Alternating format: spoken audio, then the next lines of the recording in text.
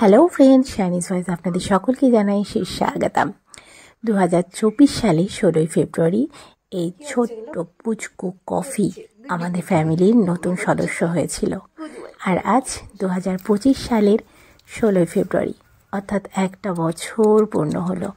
দেখুন কতটা ছোট ছিল আর এখন অনেকটা বড় হয়ে গেছে, দুষ্টুও হয়ে গেছে আরও।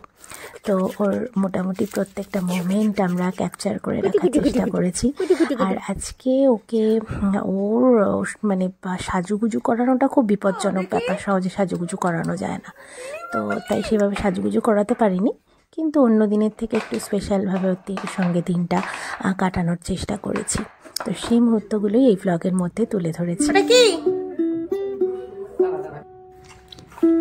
আজকে আমাদের কফির এই বাড়িতে 1 বছর সম্পূর্ণ করলো। কফির বয়সও 1 বছর হলো। ছোট্ট কফি এসেছিল তখন আমাদের কফি কতদিন হবে, 10, 12, 14 দিন, 15 দিন মতো বয়স ছিল। ওকে পেয়েছি রাস্তায়, অ্যাক্সিডেন্ট হওয়ার হাত থেকে বেঁচেছে।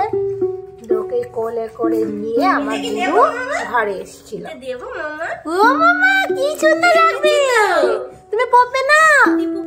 লা লা লা লা লা, কফি কফি। কফির কিছুতেই পছন্দ নয় ওটা। কফি এখন খাওয়ায় ব্যস্ত, কফি এখন খেতে ব্যস্ত। কফি কফি কফি কি সুন্দর জামা পরেছে, এই দেখো।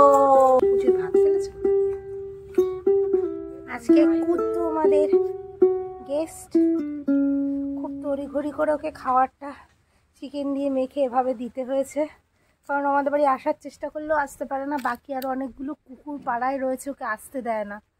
তো যাই হোক, ও বাচ্চা দিয়েছে। আজকে নিমন্ত্রিত আমাদের কফির আজকে ওয়েলকাম ডে, মানে আজকের দিনে কফি আমাদের বাড়িতে এসেছিল, 1 বছর পূর্ণ হলো। তাই আমাদের কফি একটা বন্ধু ভাতু খাচ্ছে। কফির থেকে বড় অনেক অবশ্যই, কিন্তু কফির মানে ও কফির বন্ধুর মতন। ভালো করে খাও শোনা, কিন্তু থালাতে দেওয়ারও সুযোগ হলো না তাড়াহুড়োতে। খুব খিদে, আগে একটু মাংস ভাত খেয়েছে, এখন দুধ ভাত খাচ্ছে। এই তাহলে এরকম সময় কি ওকে ডেকে আনলেই তো হয়ে যায় রে? হ্যাঁ হয়তো, কিন্তু ওই বাকি কুকুরগুলোর ভয়েও আসতে পারে না। পাড়ায় আরো অন্য কুকুরগুলো আছে, ওটা ওর জন্যই বললাম যে ডেকে আনলে হয়। খাও শোনা, ওর এত খিদা, ওকে একটু আগে আরো একবার খাওয়া হয়েছে, তারপরেও খিদে রয়েছে দেখে ওকে আরো ভাত দিলাম। এর আগে মাংস দিয়ে খেয়েছে, এখন আবার দুধ ভাত খাচ্ছে। ভীষণ খিদে, বাচ্চা দিয়েছে না, স্বাভাবিক। আমাদের আশেপাশে এমন অনেক দেশি মানুষ আছে যারা সবসময় বলতে থাকে যে এত দেশি কুকুর নিয়ে বাড়াবাড়ি করার কি আছে, হতো যদি বিদেশি কুকুর তাহলে না হয় বুঝতাম। তো যাই হোক, আমি তাদেরকে বলবো আপনারা একবার এরকম দেশি কুকুর অ্যাডপ্ট করে দেখুন, অথবা দিনে 1 বেলা বা 2 বেলা যদি খেতে দিতে পারেন আপনার সামর্থ্য অনুযায়ী দিয়ে দেখুন, আপনাদেরও ভালো লাগবে। আর এই যে ঠাকুর করছেন একদিকে, আর একদিকে এই অবলা প্রাণীগুলোকে দুচ্ছাই করছেন, তুচ্ছভাবে দেখছেন তাদেরকে, তো সেখানে আমার মনে হয় আপনাদের খুব একটা ঠাকুরের আশীর্বাদ মিলবে বলে মনে হয় না।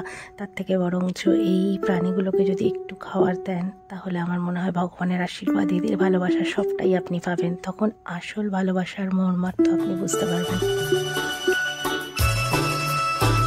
दिल है छोटा सा, छोटी सी आशा, मस्त भर मन की भोली सी आशा, चांद तारों को छूने की आशा, आसमानों में उड़ने की आशा। दिल है छोटा सा, छोटी सी आशा, मस्त भर